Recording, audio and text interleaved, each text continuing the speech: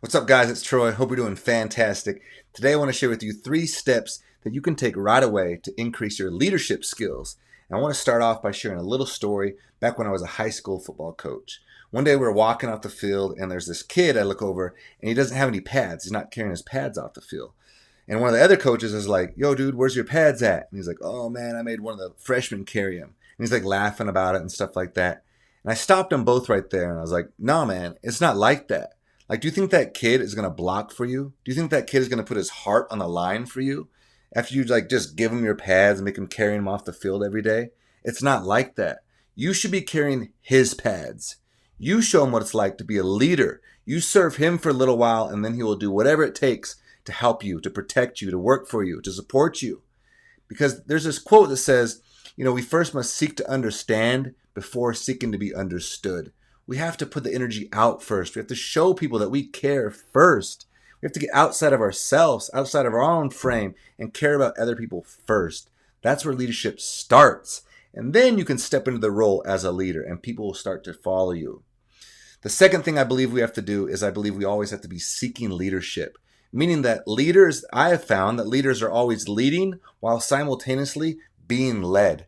Like I myself, for the last, 20 years, have always sought out books and mentors and workshops and retreats. I'm always seeking out more insights and information because I want these leaders to help find my blind spots. Meaning that we all have these spots like that we're just not fully aware of. Maybe we're self-sabotaging ourselves, or maybe the bar is too high and we're putting so much pressure on ourselves that it's like crumbling us, or maybe the bar is too low. We need people to help push us and support us. I have found that the best leaders are always leading while simultaneously allowing themselves to be led. It puts you in this beautiful like pendulum, this work where there's movement, there's flow, and it takes two sides, not always just going out yourself and being the leader. Allow yourself to be led. And the third and final thing is, I believe that we always have to make sure that we are seeking our unique voice.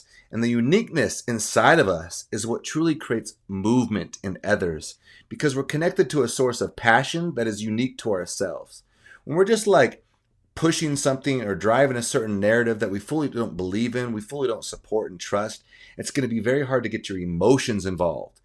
One of the things I share is like, you might be able to play guitar, but it's different to be able to play a guitar and move someone's emotions. That's a completely different type of energy. So when you speak, when you share, when you lead, are you able to move somebody's emotions? Can people feel what you're saying? Or are you just sharing stuff? Or are you just reading it from the book?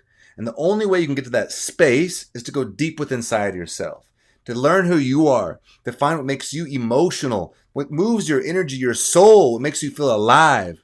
We go there by getting quiet, allowing ourselves to get a little distance and space from the world around us and go deeper inside, learning who we are, removing the heavy weight, the trauma, the things that we need to unload and unpack, the stories. Again, guys, I got videos on that stuff. Let go of some of that weight.